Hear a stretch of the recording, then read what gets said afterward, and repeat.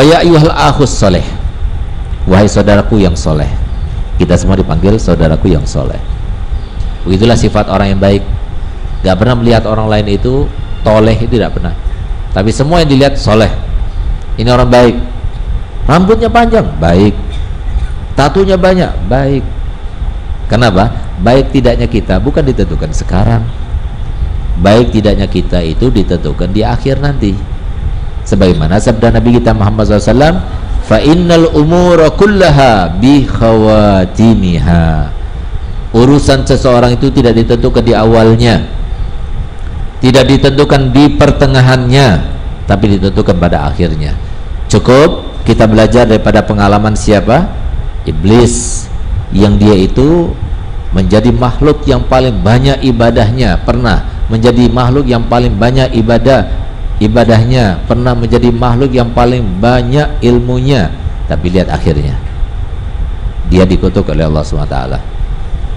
Ibadahnya dia dibandingkan dengan ibadah kita tidak ada apa-apanya. Kita nggak ada 0, sekian persennya, nggak ada. Bayangkan, dia itu sudah pernah beribadah kepada Allah selama 185.000 tahun. Kita umurnya berapa? Ini 185.000 tahun bersujud kepada Allah, berpuasa, menjadi malaikat, bahkan menjadi salah satu daripada penasihat malaikat. 60.000 tahun menjadi kepalanya malaikat semuanya. 30.000 tahun menjadi ketuanya, pemimpinnya, malaikat khusus. 3.000 tahun lamanya bertawaf di arsy Allah. Tapi lihat akhirnya, kita belum apa-apa sudah mau merasa seperti dia. Na'udzubillah. Jadi jangan pernah merasa lebih baik daripada orang lain, ya. Karena apa? Karena bisa jadi kita senasib dengan ada yang mau? Nah, jadi jangan pernah kita merasa lebih baik daripada orang lain. Artinya Pak, kita ngelihat semua orang soleh. Yang pakai jilbab, masya Allah soleh. Enggak pakai jilbab, soleh. Kita menganggapnya urusan dia itu begini, itu bukan urusan kita, itu urusan Allah. Urusan kita itu adalah urusan kita. Urusan orang lain bukan urusan kita. Kecuali kalau kita terkait dengannya, keluarga kita, anak kita, ya itu terkait dengan kita, silakan kita urusi. Tapi jangan sampai ketika kita mengurusi pun dalam keadaan ketika kita marah, ketika kita mendidik, seakan-akan kita lebih baik daripada mereka. Tidak. Wa may ya'man makrallah fa wal qaumul khasirun. Jangan pernah kamu merasa bahwasanya tipuan Allah itu kita selamat daripada tipuan. Enggak. Yang paling merasa tidak selamat dialah yang paling dekat kepada Allah. Dialah yang paling aman keimanannya. Yang paling merasa aman, dia yang paling tidak aman. Kenapa? Iblis pernah menjadi orang yang paling aman, tapi akhirnya tidak aman. Habibullah Haddad mau meninggal di detik akhir umurnya, beliau menangis. Bahkan beliau melantunkan syairnya sangat terkenal, yaitu apa? Tafidu uyuni bidumu isawakibi wa malila abki ala khairin zahibi. Telah mengalir air mataku dengan air mata yang bercampurkan dengan darah. Bagaimana aku tidak menangis? Banyak waktu yang berlalu begitu saja, aku tidak mengisinya dengan kebaikan. Habibullah Haddad tidak mengisinya dengan kebaikan. Siapa yang batas untuk menangis?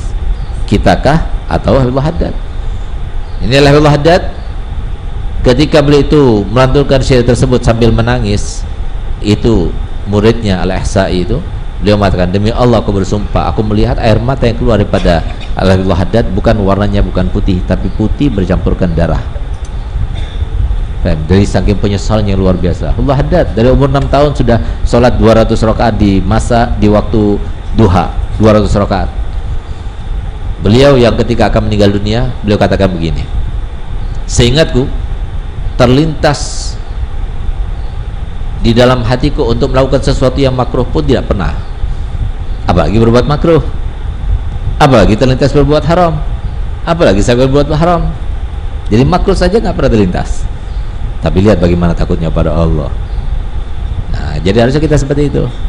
Jangan ngurusi orang lain, ya. Sebagaimana ketika kamu meninggal, orang lain nggak ngurusi kamu.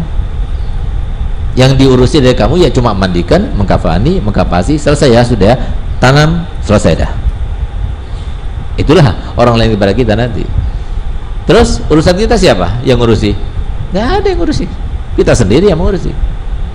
Nah, jadi jangan biasakan ngurusi orang lain. Mau orang begini, orang begitu. Kalau Allah berkehendak, walaupun dia begitu, dia dijadikan sebagai walinya. Allah zalim? Sama sekali tidak.